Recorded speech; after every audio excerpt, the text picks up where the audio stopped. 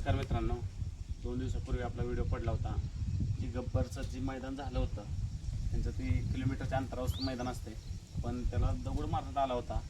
अख्ख्या महाराष्ट्रात ती व्हिडिओ पसरले होते, पण आपण एक व्हिडिओ आपण गोरगरीब माणसाचे व्हिडिओ करत येतो आणि ती व्हिडिओ आपण एक केला की आज कोल्हापूर सांगली जिल्ह्यातून जे त्यांचे मैदान होते त्यांचे फॅन लोक आहेत गब्बरचे, एवढं लोकांनी चांगला प्रतिसाद दिला की आपण लोक म्हणली आज फॅन लोक म्हणले चला मग आपण एक डिसिजन घेतला की त्याच्या नक्की काय झाले एकूण नक्की कोणाला माहीत नव्हतं, नक्की दगड कसा बसला, नक्की कुठल्या अंतरावर बसला किंवा तोंडाचा निकाल बसला हे नक्की कोणाला माहीत नव्हतं.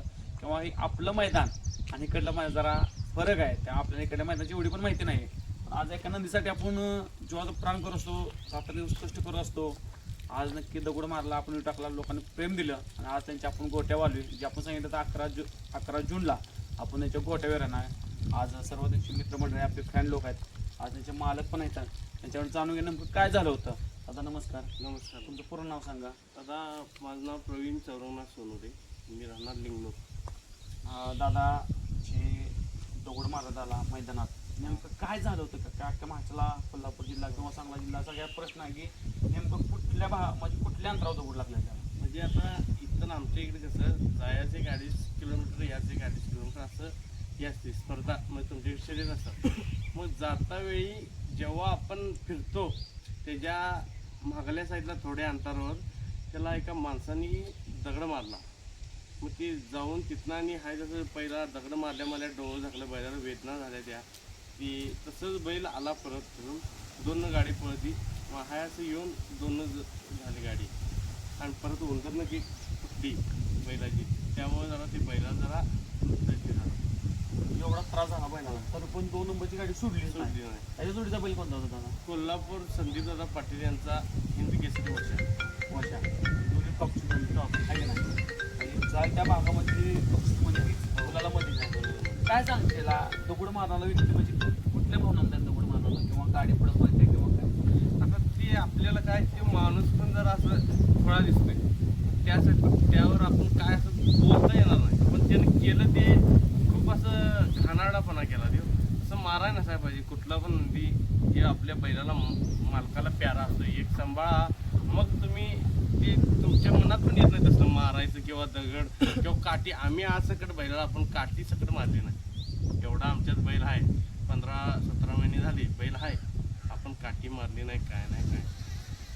दादा अशी घटना घडली तेव्हा काय जाणवलं किंवा तरी तुम्ही ती गाडी सुटली नाही, वर आल्यानंतर लगेच ट्रीटमेंट केली, कुणाविषयी तक्रार केली का असं दगड मारला किंवा काय? नाही तक्रारी आम्ही केली नाही.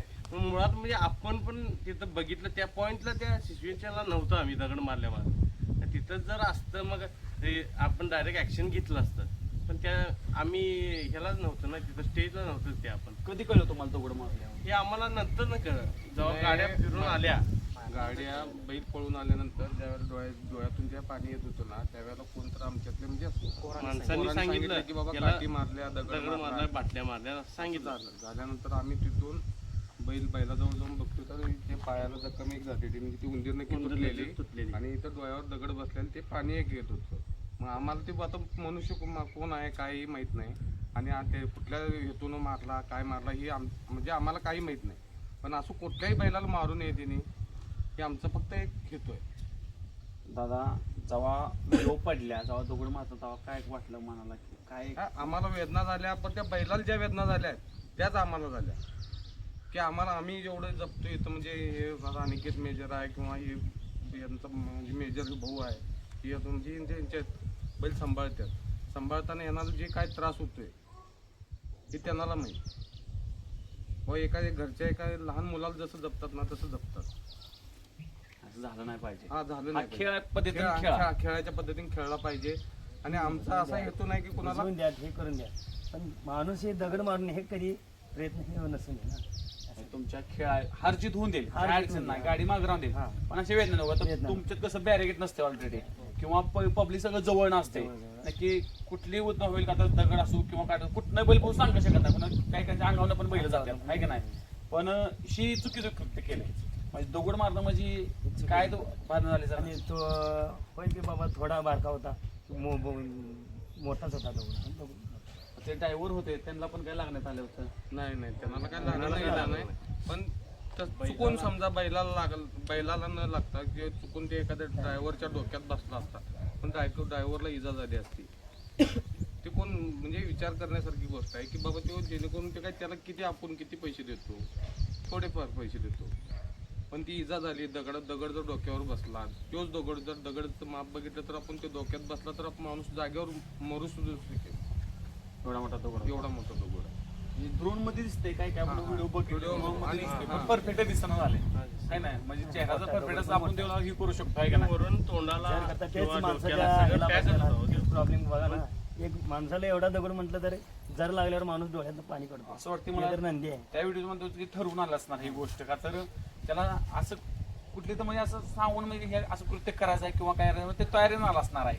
हे तर पण आहे, ते पण तर शेवटी आहे. परमेश्वर शेवटी नंदी आज आणि आता ह्या गोष्टीचं म्हणजे आता बऱ्यापैकी जेवढी राऊंड क्षेत्रात म्हणजे बैलगाडी क्षेत्रात जेवढी मोठी मालकं आहेत ना त्या सगळ्यांचा फोन सुरू आहे बाबा काय बैला लागले काय इजा बरं झाली. आहे, बैल काय कसं. सगळ्यांचं हा, call सगळ्या- आहे. हो, कॉल आले म्हणजे कसं आहे, त्यांना पण वाटतं की बाबा अशी कोणती गोष्ट होऊ नये. माझं असं म्हणणं आहे की ज्या माणसाने जे कृत्य केलं किंवा ज्यांना बैलाचा विरोध आहे, बैलाला माहित आहे का आपण त्याच्या विरोधात आहे, त्याला नाही. त्याचा विरोध जर मालकाशी येते ना समोरासमोर मालकाशी भेटावं. याला माहिती आहे का हा माझा विरोधक आहे, हा माझा प्रेमी, हा माझा चाहता आहे, याला काही माहिती नाही. जसा मालक प्रेमानं सांभाळतो तसा हा मैदानमध्ये उतरतो आणि जसं मालक सांभाळतो त्या हिशोबानं तो मालकासाठी पळतो. त्याला माहिती आहे का मला ह्या मालकाची गाडी मारायचा आहे, ह्याचा माझा विरोध आहे, कोणाचा माहिती आहे. मला एवढं सर्व शरीर शौकीनांना सांगायचं आहे तुम्हाला जो काही विरोध आहे ते तुम्ही डायरेक्ट मालकाशी करा. बैलाला काही माहिती नाही त्याला कोण विरोध आहे, कोणाचा विरोध आहे, मला कुणाची गाडी मारायची आहे. आम्ही याला सांगणार आहे का तुला याची गाडी मारायची आहे, नाही तो मला तुझ्या विरोधात आहे का नाही. त्यामुळे तो फक्त स्वतःसाठी मालकासाठी आणि त्याच्या चाहत्यासाठी आम्हाला पळतो. असं काही नाही कोणाचा विरोध आहे वगैरे असं काही विरोध नाही. वगैरे त्या कुणाचा पब्लिकने नाही. वगैरे मारलेला आहे, पब्लिक मधून मारलेला आहे आणि तो पुन्हा कोण आहे काय आम्हाला अजून काही कल्पना नाही अजूनही त्याची. कल्पना नाही. त्यामुळे काय आम्ही काय त्याचा विषय आम्हाला कोणाची क्रॉस वगैरे असं काही ईर्ष्या वगैरे काही नाही त्यामुळे काय विषय नाही. फक्त हा. हे केला हे आमच्या एका बैलावर केलाय ते केलाय पण इथून पुढून दुसरी पण बैल नंदी आहेत ती शेवट महादेवाचा अवतार आहे ती त्या बैलांवर होऊ नये आणि जर झाल्यास त्यावर कारवाई व्हावी ही आमची एक इच्छा आहे. विनंती करतो आज ह्या बैलगाडी क्षेत्रामध्ये अनेक तऱ्हे आज आपण बघता आज आपल्या इकडं सातारा सांगली कोल्हापूर जे 3 फेऱ्याचं मैदान अतिशय जीव लावतात असं कृत्य करत नाही. पण जे काल कृत्य झालं जे 2 दिवसापूर्वी मैदान जसं पार पडलं त्या दगड विनंती करतो हात जोडतो तुमच्या जे मालकाचं जर डायरेक्ट मालकाशी कॉन्टॅक्ट करा किंवा काय करा ज्या बैलाला किंवा त्या ड्रायव्हरची काय समजतो की गाडी फक्त त्याला एकच करायची आपली गाडी विजेता करायची त्यासाठी धमक असते मैदानावर दगड असतात किंवा काय त्या नंदीला कळत नाही कुठनं पळतोय ती फक्त आज त्याचा परफॉर्म आहे तो पळतोय ह्या नावानं ते बैल धमाका ज्याचा बैल पळतो त्याचं नाव 14 देशात पण होऊ शकतं मित्रांनो. असं नाही की आज प्रत्येक बैल मालकाला ते माझ्या अंगावर गुलाल पडला पाहिजे आणि असा गब्बर मित्रांनो आज प्रत्येक चॅनलवर आज आपण मीडियावर बघतो की 4 दिवस झाले खळबळ उडाली की दगड मारण्यात आला विनोद आज त्यांच्या चेहऱ्यावर बघू शकता आज म्हणजे एवढं दुःख आहे की त्यांना काय असेल ते काय कुठेही तुमच्या पद्धतीने करा पण त्या मुख्य जनावरात तुम्ही केलं ते कुठल्या नंदी करू नका कुठलाही नंदी असो बारीक असो किंवा मोठा असो किंवा काय असो कुठल्याही नंदी असं आत्महत्या करू नका. आज छात्यांचा एवढा जीव असतो नंदीवर रात्र दिवस त्यापाशी झोपत असतात. आज आपण कितीतरी गोट्यावर गेलोय गोट्या त्यांनी बेड मारून त्याचे झोपणे सुद्धा सर्व त्याला काय पाहिजे ते नंदीसाठी देतात का फक्त गुलालासाठी एक आनंदसाठी एक नाद आहे म्हणून हे खेळ आहे मित्रांनो असं कोण पण करू शकत नाही. आज प्रत्येक हा खेळ खेळाच्या पद्धतीने खेळावा सगळ्यांना आमची एक विनंती आहे. ईर्ष्या वगैरे कोणासोबत करू नये.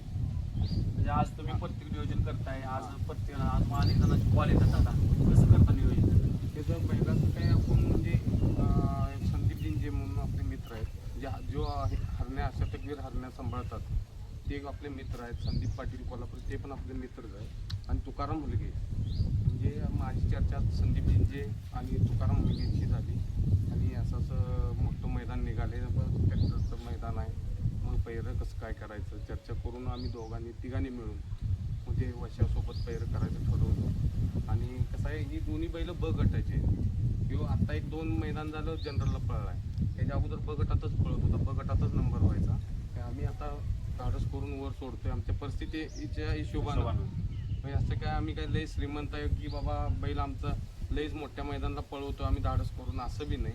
मग ते त्यांनी पण आम्हाला सहकार्य दिलं संदीप दादा पाटील कोल्हापूर त्यांनी मग बैलाची चर्चा झाल्यानंतर मग आपण गाडी पळवली तर गाडी चांगली पडली आणि आज सगळ्यात श्रेय म्हणजे ते तुकाराम मुलगे जे गाडीवान आहेत त्यांना आणि संदीप जिंजेंना बऱ्यापैकी जातं कारण का त्यांनी बऱ्यापैकी कष्ट करून ते बैल बी कंडिशन हे करून आणि तो बैल म्हणजे आपल्या बैलाबरोबर पळण्यासारखा बैल होता, त्या हिशोबाने गाडी घातली.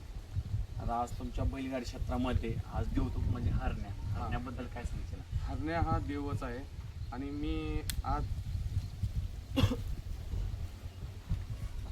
हरण्या हा राऊंड क्षेत्रातला देवच आहे आणि त्याचे एवढे चाहते आहेत की म्हणजे एखाद्या हिरो वगैरे किंवा एखादा सेलिब्रिटी आला आणि एखादा हरण्याला एका साईडला उभा केलं तर त्या हरण्याच्या बाजूला जाणार एवढं पब्लिक आहे. अजून सुद्धा तो शर्यती क्षेत्रात नसला तरी त्याची चाहते कमी नाहीत. त्यामुळं त्या हरण्याचे काही कधीच कणव असं कोणाला येणार नाही.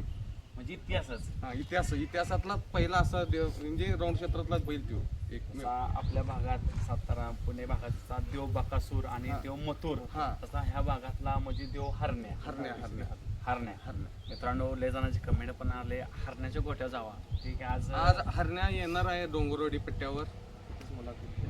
मुलाखत तो बैल हरण्या बैल असा आहे की तो मैदानात जरी नसला तर त्या बैलाच्या नावाची चर्चा मात्र मैदानात असते. हा, भले तो बैल नसला तरी होऊ पण शकत नाही आणि होणार पण नाही. माग पण झाला नाही आणि होणार पण होणार नाही. नाही. हिंदी केसरी हाल हरण्या येतो. मित्रांनो, आज गब्बरचा सांगतो की आज गब्बरच्या आज पहिलीच म्हणजे ह्या भागातली माझी पहिलीच मुलाखत. का की एवढं मला प्रेम भेटले आज. खरोखर आज शून्यातून जे आपण निर्माण केले, रात्र दिवस कष्ट करत ही लोकांचं माझ्यावर प्रेम आहे. आज जी आपण व्हिडिओ टाकली होती कमी कमी 3 लाखाच्या आसपास ती व्हिडिओ गेली होती. आज आपण एक शब्द दिला, आपलं केलं पाहिजे, माझं काम आहे प्रत्येक नंदीपाशी पोहोचलं पाहिजे, प्रत्येक नंदी दिसला पाहिजे, त्यांच्या भावना बघितल्या पाहिजे, हे आपलं काम आहे.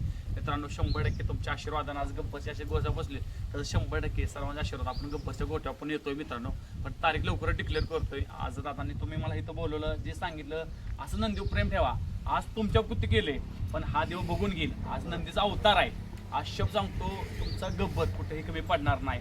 आज त्यानं एवढा मोठा संघर्ष येऊन पण त्यानं गाडी सोडली नाही, ह्यात मोठी समाधान आहे. ज्यानं मारलं तेव्हा देव बघलच.